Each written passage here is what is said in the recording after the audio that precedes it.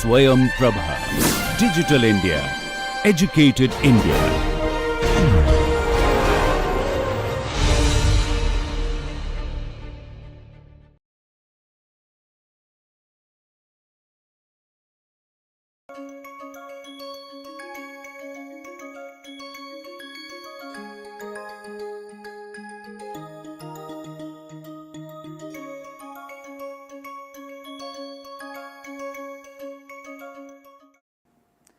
So, in nutshell, diversity management needs a specific focus on three aspects. Aspect 1 is about policies, and on this aspect about policy, organization and state both have important role.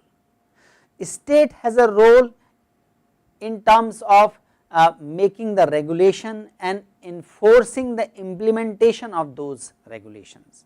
So, in India there are regulations related to given reservations to different sections of society. In USA there is an equal opportunity law. Organizations also commit themselves and state the policy of the equal opportunity. All these come in the very first step of diversity management, which is about policies. Only policies do not result into diversity at workplace. Policies must be supported by organizational processes. Those processes can be about enhancing the diversity management and maintaining the diversity at workplace. So, constitution of the special committees to promote the diversity at workplace is a special practice, whereas having objectivity in the performance management, having objectivity in the recruitment process, deliberate attempt to reduce the bias in the recruitment process, these are the examples of practices which promote diversity. Flexi timing in the facilities, another example of the process which supports the diversity.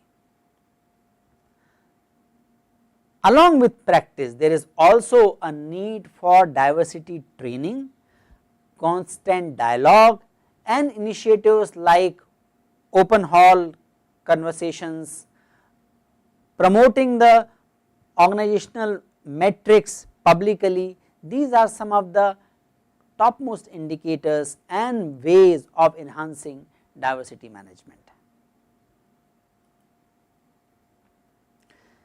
Unconscious bias are the ways of diversity propagation.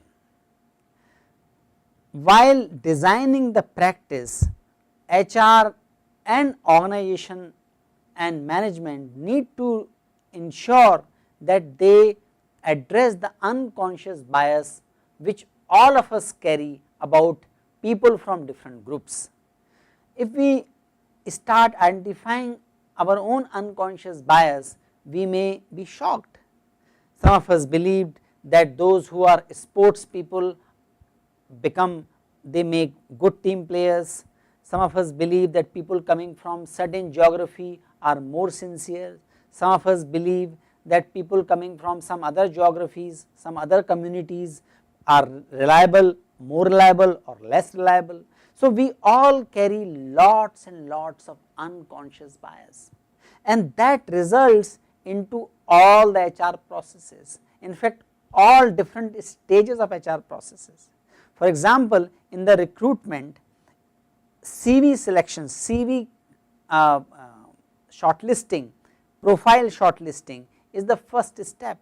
Our unconscious bias can even operate at the time of CV shortlisting, and we may end up shortlisting people whom we perceive are likely to be better fit or for the job and what we perceive are the better people. So, HR has to take extra care to ensure that these unconscious biases do not come on the way of selection of the candidates. There are some examples. These examples shows that how strongly our unconscious bias affect our decisions and also reflect how we can, what are the practices through which we can reduce the unconscious bias. So, this one example is taking from these examples are taken from these YouTube TED talks. You can look at these TED talks, these are really interesting talks on the theme of diversity. Therein these examples are mentioned. One of them is about the symphony orchestra. In 60s and 70s they recognize that they have mostly white players in the orchestra. So, and they need to increase the women representation of the women or minority groups. For that they started practicing the blind audition, means artists at the time of audition would play and the examiners were not allowed to look at the artist's face. They also did not know their names. When they did this practice, depending on the different studies, it was found that number of women and number of minorities increased in the orchestra by 25 to 40%. There is a company, Gap Jumper, they started recruiting not based on CV shortlisting, they started recruiting based on job related challenges, giving them anonymously and selecting the candidates. When they started relying more on the job related challenges, they found that the representation of the minorities in the shortlisted CV increased by 60%, representation of the women increased by 125%. So, these are the examples how the unconscious biases can be removed from the processes. Database thinking, that is why is very important to be implemented in as many HR processes as possible. In nutshell, we also need to ask so what question at different stages of the recruitment, selection, performance appraisal, etc. If I have a perception that people should not wear certain type of dress at workplace, if they wear that kind of dress, we likely to perceive them poor performers. In those situations we need to ask, so what if that person wear that kind of dress? In our perception we may believe that people who wear glasses are likely to be more studious and they are less likely to take the physically demanding jobs. In that situation we can ask, so what if person is wearing glasses, why can't he take up the hard physical task, and how can I reach to that conclusion without testing the person's capability? So, if we ask more so what questions about when we are making decision about people, we can address unconscious biases to a great extent. In 2016, which is not very long ago, a study was conducted wherein they looked at data from 829 firms over 3 decades. So, these are the organizations which implemented diversity management practices in last 3 decades, and what they found was interesting. They found what did not work in these organizations, or these were not very effective initiatives, and they also found what actually worked better to enhance the diversity management. So, what did not work? What did not work was mandatory diversity training. People batch after batch would go to the diversity management, they may be sensitive, they may get sensitive, they remember few things till the end of the meeting or after few days of the training, but then they generally come back to their old biases. Testing is also was not found to be effective way of enhancing diversity management.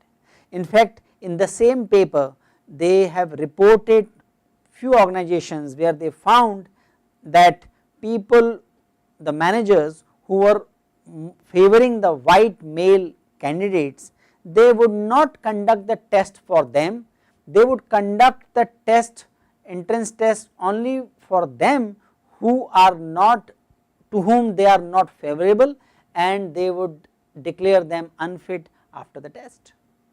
So, test was used to segregate the people whom they were not interested to recruit.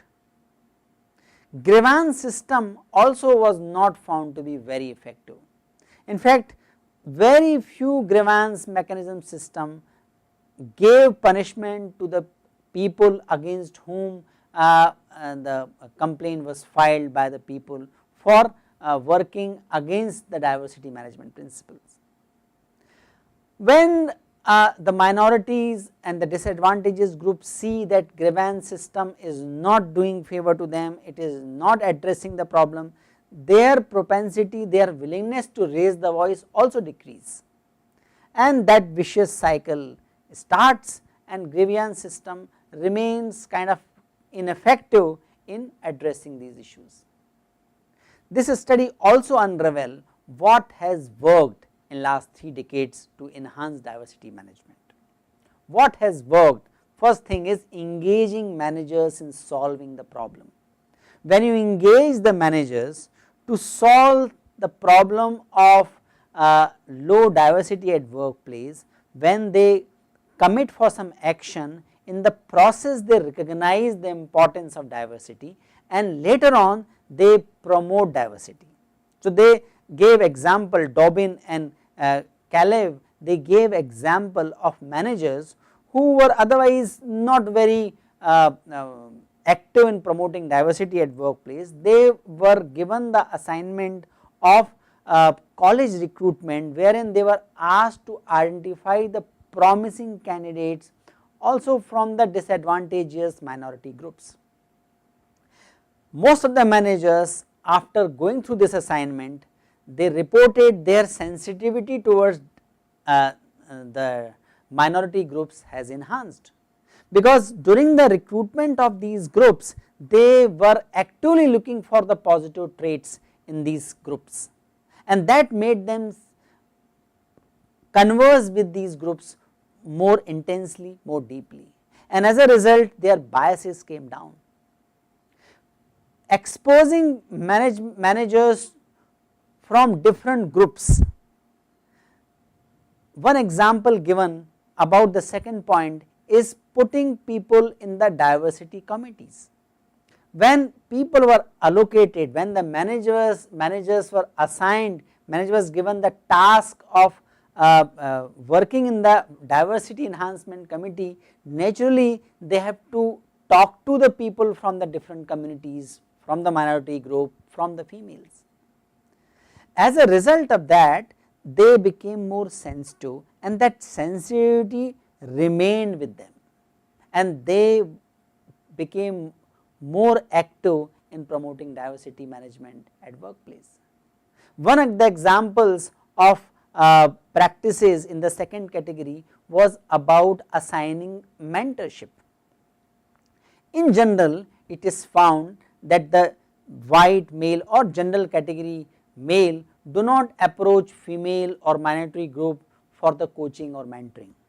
But when organizations implemented structured mentoring process and managers, senior managers were assigned the protege, senior managers were assigned for the mentoring work for the younger colleagues, and if these colleagues are from the minority group or from the women group, they were very forthcoming.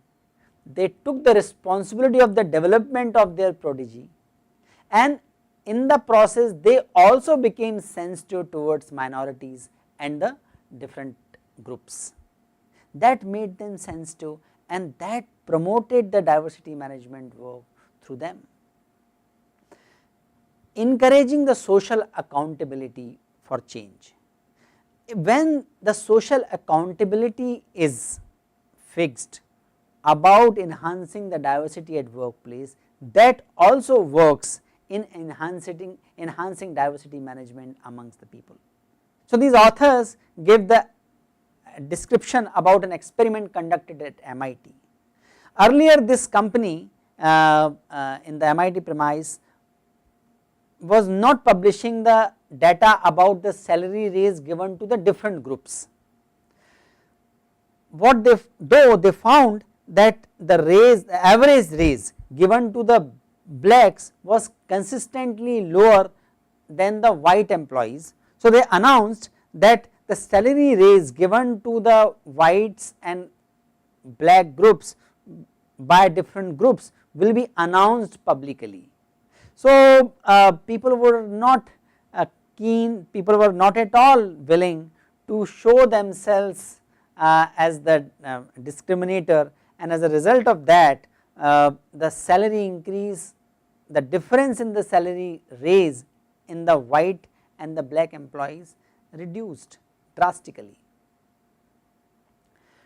In the same way, in Government of India they keep projecting the departments, they keep announcing the departments to recruit and they keep making the drives for recruiting the people from the differently abled groups or different groups other than the general categories, and that makes the department more conscious of not being perceived as the departments which are not promoting the minorities or not promoting the socially disadvantaged groups, and they increase their activity, they enhance their activity in diversity management. So social accountability also increases, is found to be increasing the diversity management. At the end, I would like to quote the work of Bennett Alexander. She is lawyer and teaches business law in the university. Her advice is what she calls the practical diversity, how we can make people proactive about diversity management in whatever profession or organization they are. So what she suggests, the first step is to figure out what your messages are. That means what is my presumptions about different groups. We need to write down what are our presumptions about different groups, what we think about other communities, what we think about other caste, what we think about people from coming from the other geographies or other countries, and then looking at those presumptions and logically examining whether these assumptions are logical, correct or not, because mostly they are there in our mind and we operate on them without being conscious of those. Only when we become conscious about our presumptions about different groups, we can address those presumptions, we can replace those dysfunctional assumptions with the functional assumptions. Then only we will become more database driven, more objective database driven rather than being impression driven. Second step is stop being so judgmental. Difference does not mean they are lesser than us or he or she is lesser than me if he or she is different from me. That judgment, that understanding must be settled. And third, equally important thing is following the golden rule, not doing unto others that behavior which you do not want to be done with yourself. So these are the examples, these are the notions about practical diversity, and these are the kind of indicators or steps through which we can reduce our unconscious biases that will ultimately help in enhancing diversity in wherever we are working, whichever institutions we are operating, whichever organizations we are working.